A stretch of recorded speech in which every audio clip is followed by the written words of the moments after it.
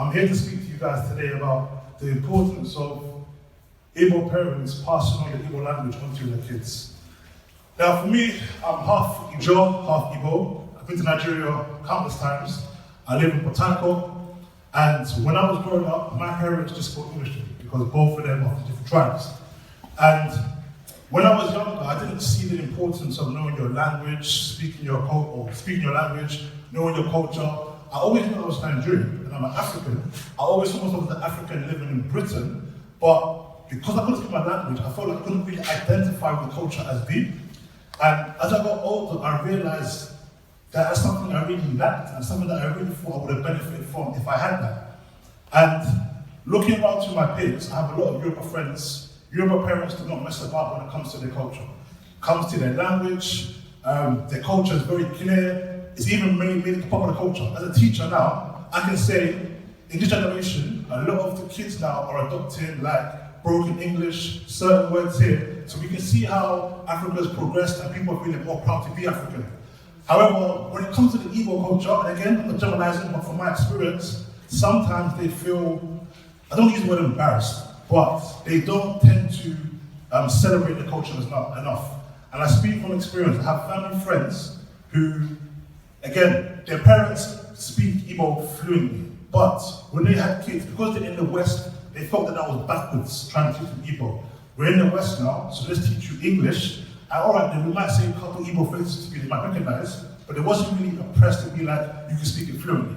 So, for example, if I ask you guys now, how many of you here can actually speak Igbo fluently, as an understand it and speak it as well? I can see 2-3 hands. Okay, how many of you in front of me now can understand it, but not just speak it back, you hear it? Okay, majority. And how many of you here cannot speak it or understand it at all? Exactly. So 2 of us, 3 of us. And that's why I kind of feel a disconnect.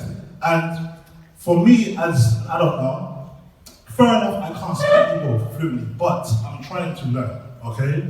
I'll say over the past 18 months that we've been in lockdown, and as we know, it's been a stressful time, but whenever I had time to sit down and reflect, I've tried to look more into my Igbo culture, I've tried to look more into the language. I've like gone online, watched YouTube videos, I've even listened to a podcast now, or not a podcast, or a podcast, Igbo podcast, to try and learn certain phrases here and there, just so when I do have kids, regardless of who my partner is, I can try and impart some sort of knowledge on to my generation, to my kids. Because at the end of the day, living in the West, as we progress and we have kids, and if we don't pass on that culture and that language, it becomes more of a distant memory and a distant memory and a distant memory. And that's something that personally I feel as though when it comes to the Igbo culture, we need to try and reverse that. Be more proud of your language. If you can speak it, for those of you who can, speak it to your peers that speak it as well. When you do have kids, make sure that you speak it to them from a young age. At the end of the day, if you think about the Asian culture, there are some Asians that their parents, they can't speak English at all, but the children can speak their mother's dialect and English. So my thing is, when you have children, teach them their mother's tongue first. And if it's Igbo, teach them that Igbo mother's tongue first. No matter what, when they go to school, they will learn English and they will pick it up. So don't be afraid don't think that you will be holding them back because they can't speak English. No, they will learn it in primary school, they will learn it by force. So where possible, teach them the mother's tongue, teach them Igbo, so we can pass on the culture and we can have less people like me, who was 29 now, trying to still identify and still find his culture at 29 years old.